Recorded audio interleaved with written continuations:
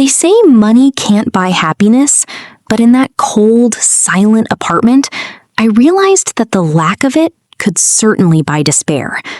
My name is Elena, and that night, my world was crumbling. My mother lay in a hospital bed, her life tethered to machines that cost more per hour than I made in a month. I had 3 jobs, worked 20 hours a day, and I was still drowning.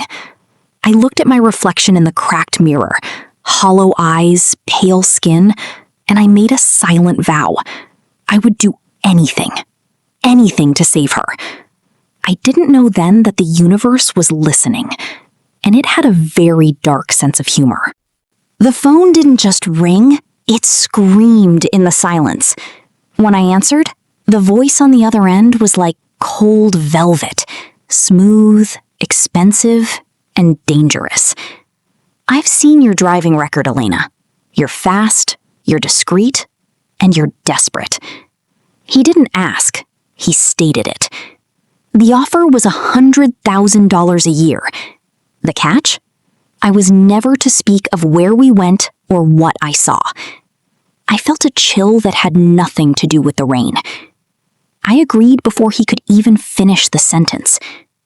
Sometimes, when you're at the bottom of the ocean, you don't care if the hand reaching for you belongs to a shark. Vance Manor. It sat on the edge of the city like a crown made of obsidian. Alexander Vance, the man the tabloids called the Ice King. He was a billionaire who had conquered Wall Street by the age of 25, but no one had ever seen him smile. As the gates hissed shut behind me, I felt like I was entering a different dimension. The air here smelled like expensive cologne and old money. I straightened my cheap blazer, took a deep breath, and stepped into the den of the man who now owned my time, and perhaps my soul. He didn't turn around when I entered. He just stood there, a silhouette of power and loneliness. "Rule number 1, Elena," he said, his voice vibrating through the floorboards. "I am not your friend. I am your cargo. You do not look at me in the rearview mirror, and you do not speak unless spoken to." When he finally turned, his eyes were the color of a winter sea, beautiful, but capable of drowning you. I didn't flinch. "I'm here to drive, Mr. Vance, not to talk." For a split second, I saw a spark of interest in those cold eyes. The ice was starting to crack. Our first night began at 2 a.m. I expected to drive him to a high-stakes poker game or a secret gala. Instead, he directed me to the gray zone, the part of the city the police had given up on. As I navigated the potholed streets, the luxury car felt like a spaceship in a wasteland. Alexander sat in the back, shrouded in shadows, his face unreadable. I wondered what a man who owned the skyline was doing in the gutter. But I remembered rule number 1. I kept my eyes on the road and my mouth shut, even as my heart hammered against my ribs. I watched him through the side mirror. This wasn't the Ice King the world feared. He was moving with a quiet, urgent grace, handing out hope to people who had none. He wasn't doing it for the cameras or the tax breaks. He was doing it because he was the only one who cared. In that moment, the expensive suit and the cold demeanor felt like a suit of armor. He wasn't protecting himself from us. He was protecting his heart from the world. I felt a sudden, dangerous surge of warmth for him. He was a monster to the rich, but a miracle to the poor. He slammed the door, the scent of rain and adrenaline filling the small space. Our eyes met in the mirror, the one thing he told me not to do. He froze. I expected him to yell, to fire me on the spot for seeing his humanity. But he just leaned back and sighed, a sound so heavy it broke my heart. "Why do you look at me like that?" he whispered. "Like I'm something to be saved?" I turned around, breaking every rule we had. Maybe because you are, sir. The silence that followed was louder than the thunder outside. The world stopped. The numbers on the screen felt like a death sentence. I tried to breathe, but the air felt like lead. I didn't realize I was shaking until I felt the car shift.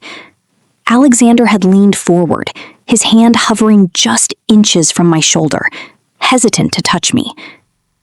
"What is it?" he asked, his voice losing its sharp edge. I couldn't speak. I just handed him the phone. I felt ashamed, a beggar in a palace. I waited for him to tell me it wasn't his problem. I waited for the rejection I was so used to. He didn't hesitate. He didn't ask for a contract or a hidden favor. He just placed his private card in my hand. "Save her," he commanded. His voice was stern, but his eyes, they were soft for the first time. "Don't thank me, Elena. This isn't a gift. You now belong to me for the next 5 years. You don't leave, you don't quit, and you don't ever look at another employer." I realized then that he wasn't just buying my time, he was building a cage. But as I looked at the card that would save my mother, I realized I didn't want to be anywhere else. As I sped toward the hospital, the dynamic had shifted forever. I was no longer just a girl from the slums, and he was no longer just a billionaire in a tower. We were two broken people drifting in the same storm. He had given me my mother's life, and in return, I had given him my freedom. As the first rays of sunlight hit the windshield, I looked at him in the mirror. He didn't look away this time. We were bound by a secret, a debt, and a feeling I was too afraid to name. The journey was just beginning, and the road ahead was beautiful and terrifying. Saving my mother came with a price I hadn't fully understood. I wasn't just a driver anymore. I was a permanent fixture in Alexander's world. He moved me into a suite in the east wing of the manor. "A driver needs to be on call 24/7, he told me. But as I looked at the silk dresses he had bought for me, I knew it was more than that. He was dressing me like a doll, yet he still wouldn't look me in the eye for more than a second. I was living in a palace, but the walls felt like they were closing in. Every time our hands brushed while I took the car keys, my heart skipped a beat I couldn't explain. It happened at 3 a.m. I heard a crash from his room. When I rushed in, I didn't see the billionaire. I saw a man breaking apart. He was burning with fever, mumbling names of people I didn't know, names from a past he had tried to bury. I stayed by his side all night, dabbing a cool cloth on his forehead. In his delirium, he reached out and grabbed my hand, holding it like a lifeline. "Don't leave," he whispered, his voice cracking. In that dark room, the Ice King was gone, leaving behind a lonely boy who just wanted to be held. When the sun rose, the armor was back on. I woke up to find him staring at me, his eyes colder than ever. "Forget last night," he snapped, as if my kindness was an insult to his strength. He thanked me with a check, not a smile. It hurt more than I cared to admit. I realized then that Alexander Vance didn't know how to be loved. He only knew how to pay for things. I took the check, but I left it on the nightstand. I didn't want his money. I wanted the man I saw in the dark. Then came Marcus Thorne. He was everything Alexander wasn't: loud, flashy, and cruel. He pulled up beside the Maybach and signaled for me to roll down the window. "So, you're the one driving the king around?" he sneered. "I'll pay you double to tell me where he goes at night." I felt a surge of protectiveness I didn't know I had. I looked him dead in the eye and rolled the window back up. I would never betray Alexander. Not for all the money in the world. But Marcus's smile told me he wasn't going to take no for an answer. Alexander found out about Marcus. He didn't get angry at me. He got scared for me. He took me to a private track that night. "If you're going to drive for me, you need to know how to escape a hunter," he said. For hours, he coached me on J-turns and high-speed escapes. At one point, his hand covered mine on the gear shift to show me a transition. The air in the car turned electric.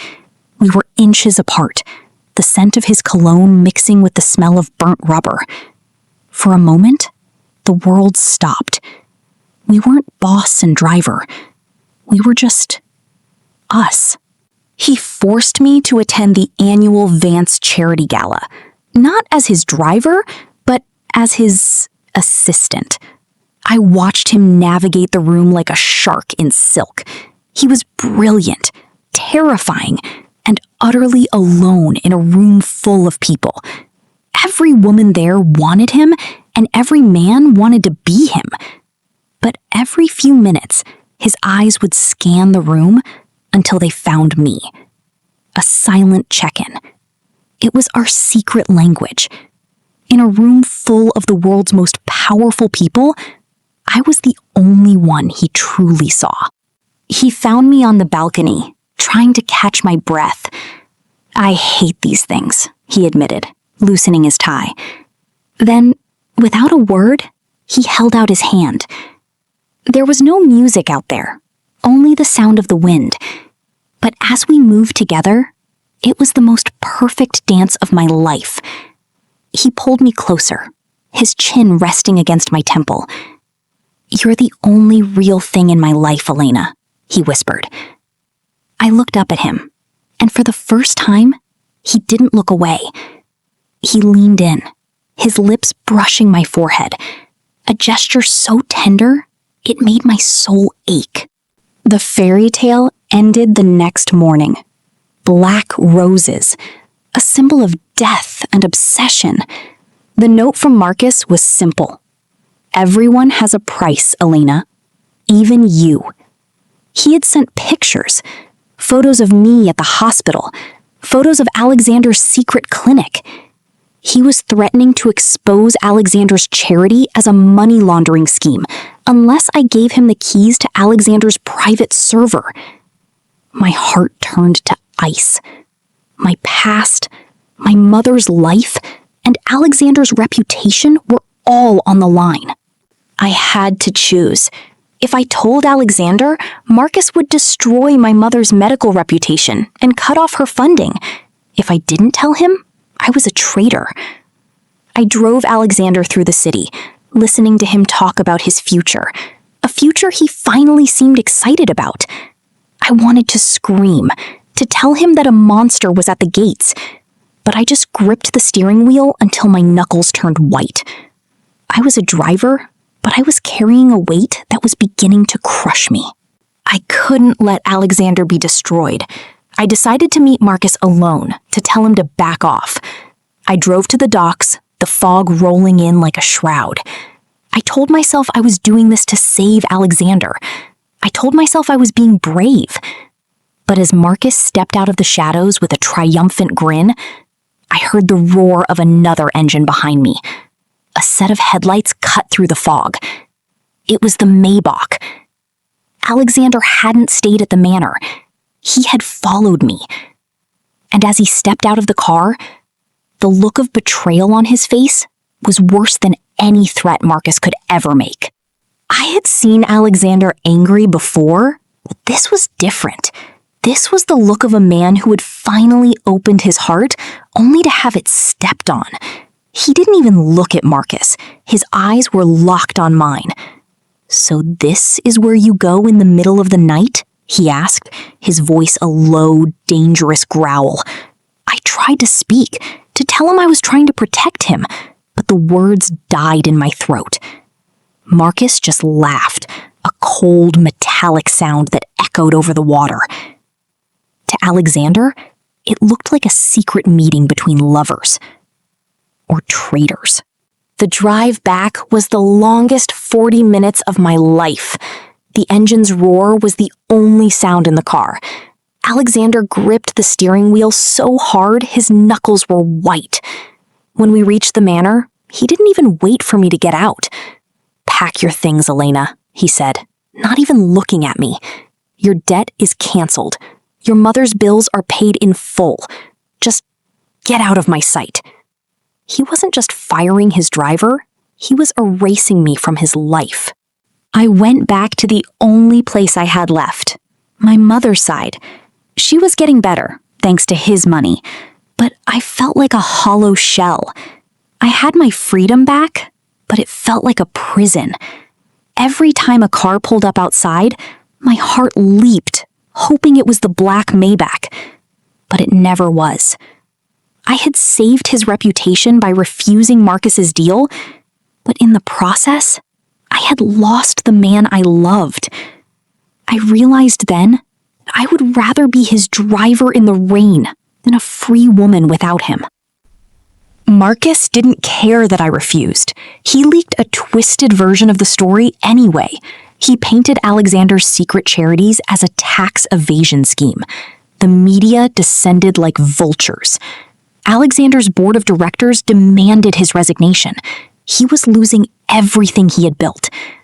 But as he sat in his darkening office, he found something Marcus hadn't counted on: a recording. I had left my phone recording during that meeting at the docks. I had mailed it to his assistant before I left. He heard it all, my voice shaking with fear but filled with ironclad loyalty. He heard Marcus threatening my mother.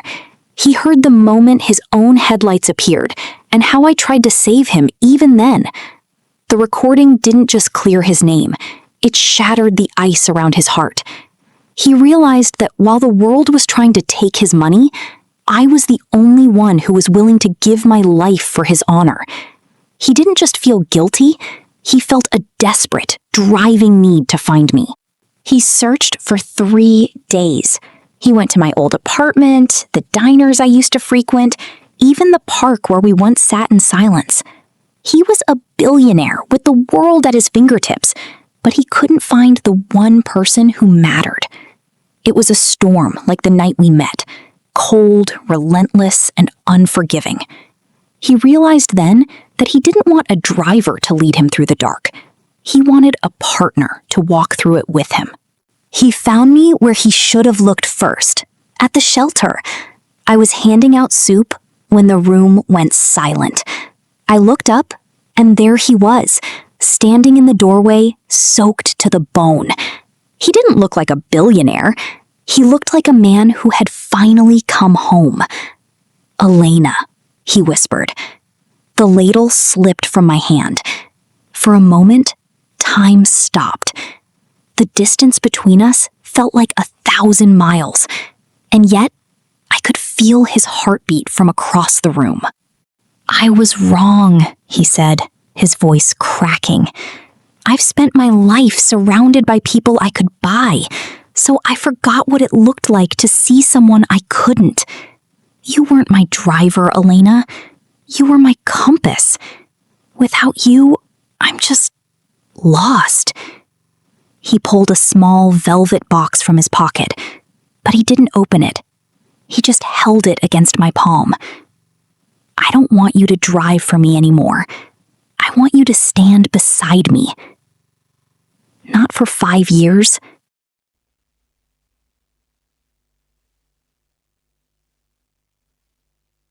I didn't care about the money, the manor, or the fame. I just cared about the man who was finally brave enough to love.